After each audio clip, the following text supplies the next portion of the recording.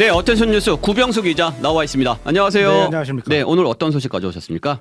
조국 혁신당 비상대책위원장이 자녀 입시 비리에 대해서 사과를 했습니다. 네. 부모 네트워크를 활용해서 자식에게 인턴 기회를 주고 공정한 논란을 일으킨 데 대해서 국민께 사과드린다 이렇게 밝혔는데요. 네. 지난 10일 조선일보와 인터뷰를 한 자리에서 이런 사과를 했고요. 스스로에 대해 훨씬 엄격해야 했는데 잘못했다 반성하면서 정치를 다시 시작하겠다 이렇게 말을 했습니다. 네. 또 내로남불 또 관종이라는 비판에 대해서는 자신의 언행이 비판의 소지를 제공했다 이렇게 인정하면서 정치인으로서 대중적 관심을 받아야 하기 때문에 그런 조롱도 감수한다고 답변을 했는데요. 다만 그 자신의 딸이 공인이 아닌데 그런 딱지를 붙이는 건 과도하다는 입장을 내기도 했습니다. 네. 조 위원장의 사과에 대해서 국민의힘에서는 반응이 엇갈렸는데요. 박성훈 수석 대변인은 뒤늦은 사과쇼다 이렇게 얘기를 했고요. 진정한 반성은 정치 복귀가 아니라 영원한 자숙이다 이렇게 비판을 했는데 네. 반면에 우재준 청년 최고위원은 늦게나마 다행이라면서 앞으로도 진정성 있는 후속 행보가 이어지기를 기대한다고 밝혔는데요.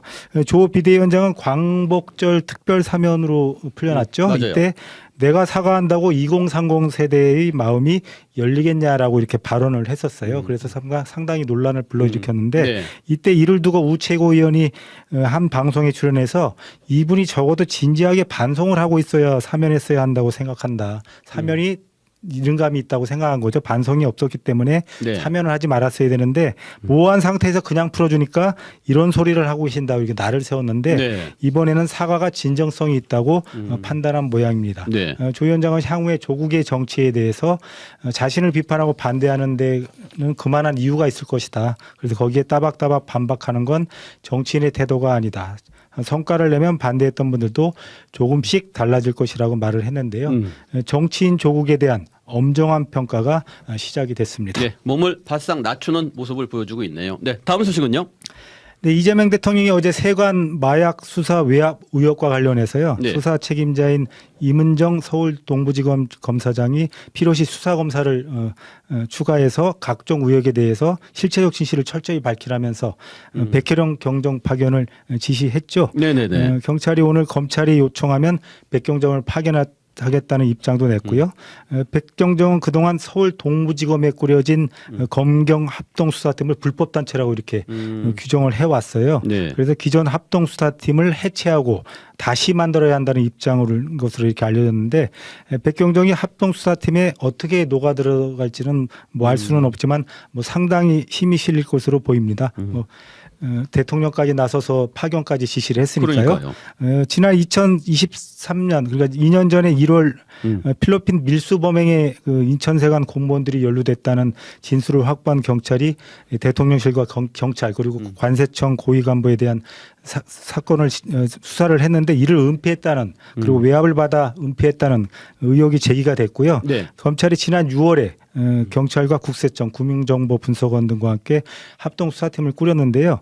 사건 발생 당시 법무장관이었죠. 한동훈 전 국민의힘 대표가 백경정의 파견에 발끈하고 나섰습니다. 아, 네. 한 전 대표는 한 방송 유튜브에 출연해서요. 자신이 법무부 장관 재직 시절에 윤석열 전 대통령 부부의 외압을 받아서 경찰 수사를 막았다는 그 망상에 가까운 주장을 백경정이 했고 이 때문에 자기가 형사 고소도 하고 민사 소송도 제기했다. 그런데 백혜령 경정의 주장대로 자신이 경찰의 세관 마약 수사에 관여한 사실이 조금이라도 드러난다면 정치를 그만두겠다고 이렇게 말을 했습니다. 발끈했네요. 그렇습니다. 한 전 대표는 또 백경현 경정이 어떤 근거도 제시한 바가 없는데 이 사람을 데려다 쓰라고 하면 대통령이 그 얘기가 맞는다고 공인해 주는 것 아니냐. 그게 현직 대통령이 할 일인가라고 문제 제기를 했고요. 네. 이 문제에 대해서는 책임도 져야 한다고 강조를 했는데요.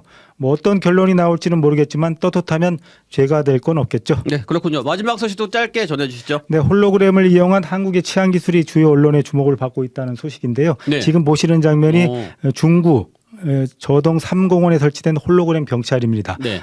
오후 7시부터 10시까지 자동으로 송출이 돼서 CCTV가 설치있다는 발언을 하는데요.